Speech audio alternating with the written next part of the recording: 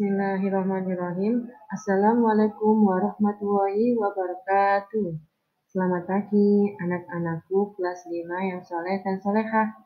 Bagaimana kabarnya kalian hari ini? Insya Allah semoga kita semua selalu mendapatkan nikmat sehat dan nikmat perlindungan dari Allah Subhanahu wa Ta'ala. Hari ini kita masih belajar tema 2, yaitu udara bersih bagi kesehatan.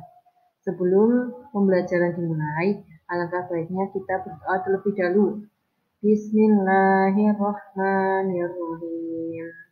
Allahumma inni as'aluka ilman nafi'a wa rizqan thayyiba wa amalan mutaqabbala.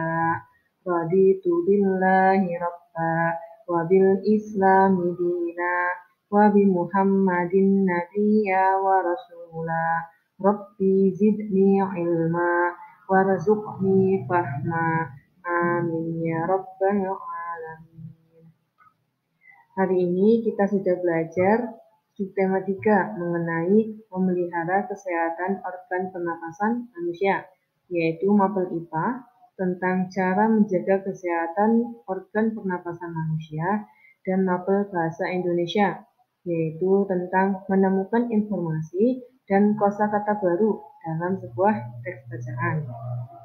Nah, kita akan belajar muatan IPA mengenai cara menjaga kesehatan organ pernapasan. Bernafas merupakan kebutuhan utama semua makhluk hidup.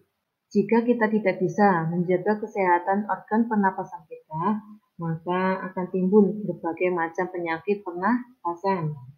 Lalu bagaimana cara kita untuk menjaga organ pernapasan? Nah, ini cara untuk menjaga organ pernapasan. Yang pertama, yaitu menggunakan masker saat berada di daerah yang mengalami pencemaran udara. Selain itu, kita juga bisa menggunakan masker saat bepergian menggunakan kendaraan bermotor. Ada juga menjaga kesehatan dan kebersihan lingkungan. Dengan menjaga kesehatan dan kebersihan lingkungan, maka kita bisa terhindar dari virus ataupun bakteri. Selanjutnya, menanam pohon di lingkungan sekitar. Kenapa kita harus menanam pohon? Karena pohon ini mengeluarkan oksigen yang dapat kita hidup, dan juga pohon juga bisa menyerap gas karbon dioksida yang kita keluarkan. Jadi seperti itu. Nah, selain itu, contoh yang dapat kita lakukan untuk memelihara organ pernapasan yaitu makan makanan yang sehat. Dengan makan makanan yang sehat, kekebalan tubuh kita akan lebih kuat. Ada lagi tidur malam yang cukup. Saat tidur, tubuh akan memulihkan kinerja semua organ tubuh. Jadi setelah tidur kita akan fresh. Yang ketiga yaitu menjaga kesehatan dan kebersihan lingkungan. Lingkungan yang sehat dan bersih akan menciptakan kualitas udara yang baik untuk kesehatan organ pernafasan. Itu tadi cara memelihara organ pernafasan. Nah, selain cara tersebut, kita juga bisa memelihara atau merawat organ pernafasan kita dengan tidak merokok. Kenapa? Karena salah satu penyebab penyakit pada sistem pernafasan manusia adalah merokok.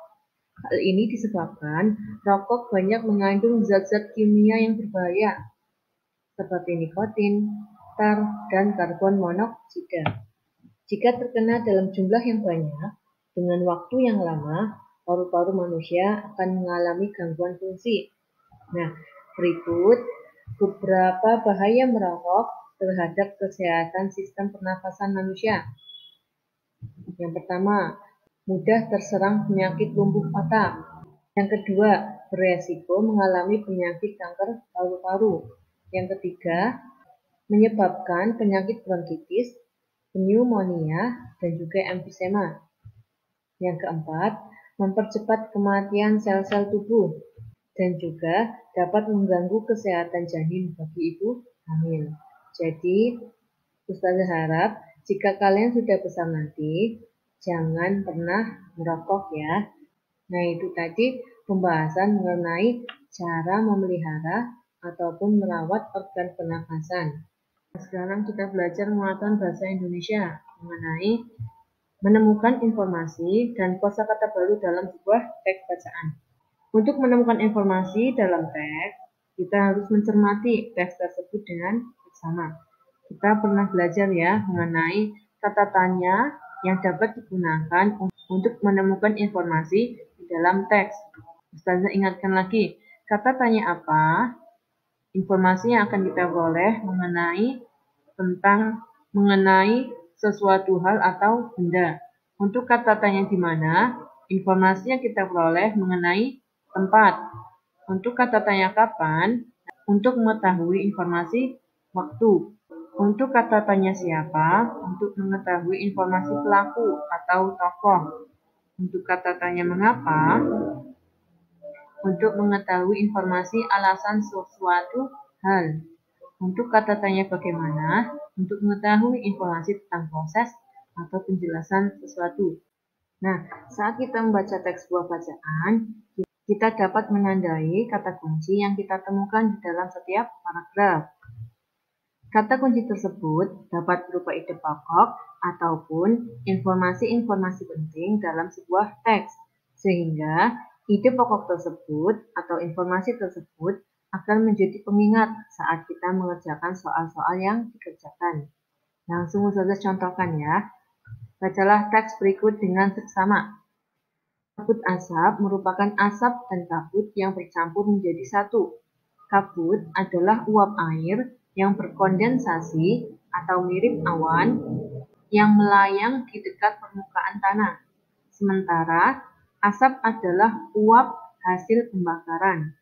Oleh karena itu, kabut asap termasuk dalam pencemaran udara. Dampak negatif kabut asap yaitu masalah kesehatan pernafasan atau iritasi mata, hidung, dan tenggorokan. Untuk mengurangi dampak kabut asap, penggunaan masker dan kacamata sangat disarankan. Masker dan kacamata berguna untuk melindungi pernapasan dan mata selama beraktivitas di kawasan yang terkena dampak pencemaran kabut asap. Ini misalnya adalah teks mengenai kabut asap. Saat kita membaca, kita bisa menggarisbawahi ide pokok maupun informasi-informasi penting dalam sebuah teks bacaan. Setelah itu, nanti kita buat kira-kira kalimat tanya apa yang sesuai dengan informasi pada teks itu. Misalnya, Ustazah contohkan, pada teks ini ide pokoknya apa ya?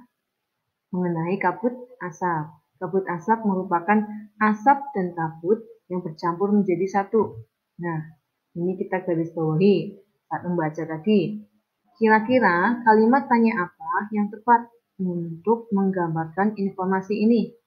Kira-kira kata tanya apa yang tepat ya? Ternyata kata tanya yang tepat adalah menggunakan kata tanya apa. Misalnya, contoh pertanyaannya, apa yang dimaksud dengan kabut asap? Jawabannya ada kan pada informasi ini, yaitu kabut asap merupakan asap dan kabut yang bercampur menjadi satu. Jadi kalimat tanyanya menggunakan kalimat tanya apa. Nah, ini ada dampak negatif kabut asap, yaitu masalah kesehatan, pernafasan, atau iritasi mata, hidung, dan tenggorokan. Kira-kira kalimat tanya apa ya yang tepat untuk yang jawabannya mengenai dampak negatif ini?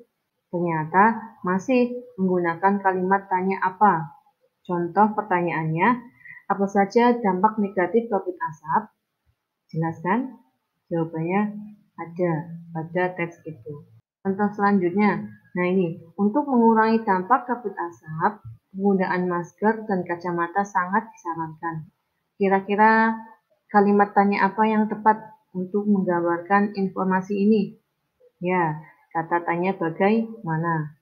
Contoh pertanyaannya, bagaimana cara mengurangi dampak kabut asap? Nah ini, jawabannya kan seperti ini. Untuk mengurangi dampak kabut asap, penggunaan masker dan kacamata sangat disarankan. Nah, itu tadi cara kita mendapatkan atau memperoleh informasi-informasi penting dengan cara mengajukan kalimat tanya yang jawabannya sesuai dengan bacaan teks tersebut. Selain itu, dalam teks yang tadi kita baca bersama, kita mendapatkan kosakata baru. yaitu kabut. Kabut adalah uap air yang berkondensasi atau mirip awan yang melayang di dekat permukaan tanah. Ada kata kondensasi. Kondensasi ini artinya perubahan uap air atau benda gas menjadi benda cair pada suhu udara di bawah titik embun. Ada juga kata asap. Asap adalah uap hasil pembakaran. Sedangkan pencemaran adalah proses atau cara atau perbuatan mencemari atau mencemarkan lingkungan. Ada kata lagi dampak. Dampak artinya pengaruh kuat yang mendatangkan akibat, baik itu negatif maupun positif. Ada kata iritasi. Iritasi ini artinya gangguan. Ada kata kawasan. Kawasan ini artinya daerah tertentu yang mempunyai ciri tertentu, seperti tempat tinggal pertokoan maupun kawasan industri. Itu tadi pembahasan mengenai cara menemukan informasi dan informasi penting dalam sebuah teks bacaan dan menemukan kosakata baru dalam sebuah teks bacaan. Nah, cukup sekian untuk pembelajaran hari ini. Mohon maaf jika ada salah-salah kata yang kurang berkenan ya. Semoga penjelasan tadi bisa kalian pahami dengan baik. Kita ucapkan hamdalah bersama-sama. Alhamdulillahirabbil alamin. Doa kafaratul majlis. Subhanakallahumma wa bihamdika asyhadu an la ilaha illa anta astaghfiruka wa atubu ilaik. Barakallahu fikum. Wassalamualaikum warahmatullahi wabarakatuh.